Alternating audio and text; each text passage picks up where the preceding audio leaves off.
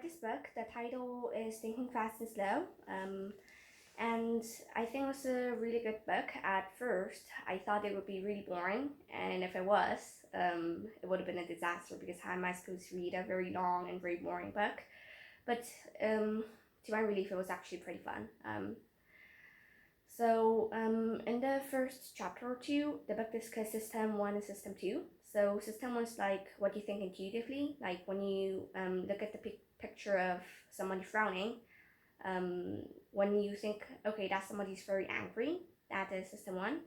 And System 2 is like using a little more logical thinking, like if I think like, why does somebody's angry? And if I see a broken coffee pot next to her, I don't know why, that's System 2. And so, well, after that, this book discussed that you use System 1 more than System 2. And so I think I'm going to try and use System 2 more. Like before I do an action, maybe think about the consequences that it will bring.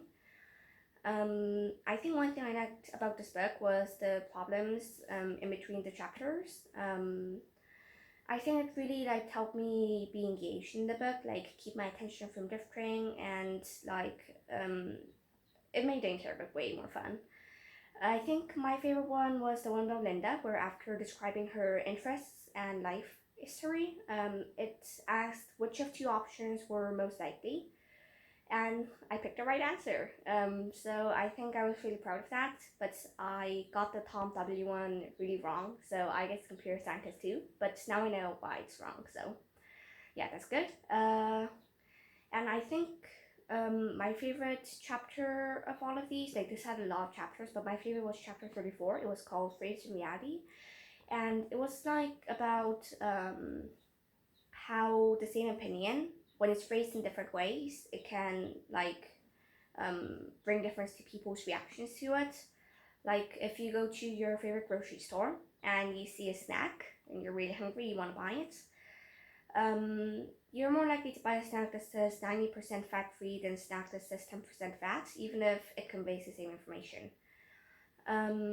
So I think it was really interesting. Like I never really thought about that. Like I was just like, oh, okay, so the snack is 9% fat free. That's nice. And I never really thought about the 10% fat part. So I think next time if I go to a store and I see a product that says like that has a percentage on it, like I don't know, like 80% sugar free, I would think, okay, it's 20% sugar, and I would keep that in mind. And I think like all of these chapters were pretty interesting. I kind of liked the summary part in the end too, like it kind of summarizes the entire information and makes it easier to remember. And I think this was a very good book overall. I also liked how it's like talked about how you could use psychology in daily life, like not just as like a, I know, subject that you learn in school, but actually like use it in daily life.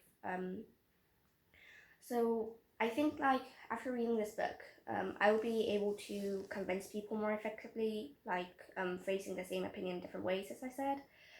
And I would be a little less likely to fall for like advertisements and stuff.